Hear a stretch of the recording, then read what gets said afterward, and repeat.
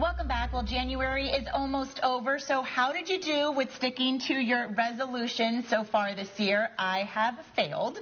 Many people set a goal out to eat healthier or be healthier in the new year, and here to tell us more is dietitian Lena Bakovic with the Palm Beach Gardens Medical Center. Thank you so much for joining us. Happy to be here. So you are here to give us some healthy alternatives, but first we do want to ask you about red meat and people who maybe consume red meat regularly in their diet. What do we think about that? So lots of opinions and definitely some science about red meat consumption. Red meat, we know, it has been tied to a higher prevalence of colorectal cancer and cardiovascular disease. So high consumption of red meat and processed meat definitely has that correlation with the risk for developing chronic illness and disease, mainly due to the inflammation that happens within the body when we consume the saturated fats that are contained within red and processed meats as well. All right. Well, Lena, you brought a very healthy alternative for us that will help us to feel full, but it'll be healthy. So can you take us through this first one here? This is the chia seed pudding. Yes. Okay.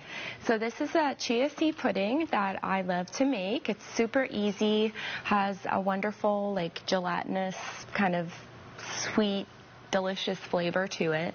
So how I made this is I started out with plant-based milk. You can choose any type of plant-based milk that you like, or even regular cow's milk.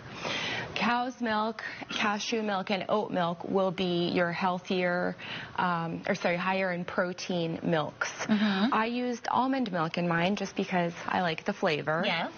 And it's a half a cup of almond milk and 2 tablespoons of chia seeds, which are these seeds, and also I used honey as my sweetener, but you could really use any sweetener that you like, whether that is like stevia or even monk fruit. Mix everything together, let it sit. You could let it sit overnight. I did mine overnight, and then just top it with your favorite fruit. And we have this recipe on our website right now, WPBF.com. So if you're missing anything of what Lena is saying, you can definitely head to our website. And this can be in your refrigerator for a week, right, Lena? So that's great. You can do some meal preps ahead of time. Great. So for people who like snacking, what are some other alternatives? You know, maybe who would like to have a few snacks throughout the day. So nuts are a great option as snacks. Nuts are full of omega-3 fatty acids in general, which have that heart-healthy protective effect.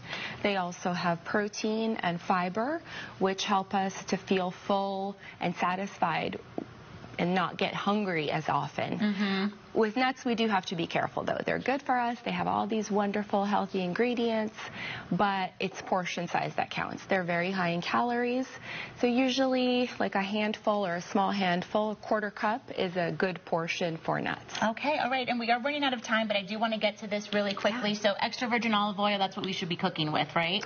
It is the best cooking oil. Lena, thank you so much for stopping by and for all of your recommendations. Again, the recipe is on our website, WPBF.com, so you can head there and just go ahead and search healthy alternatives. And if you missed this, again, it's on our website, WPBF.com. Sandra.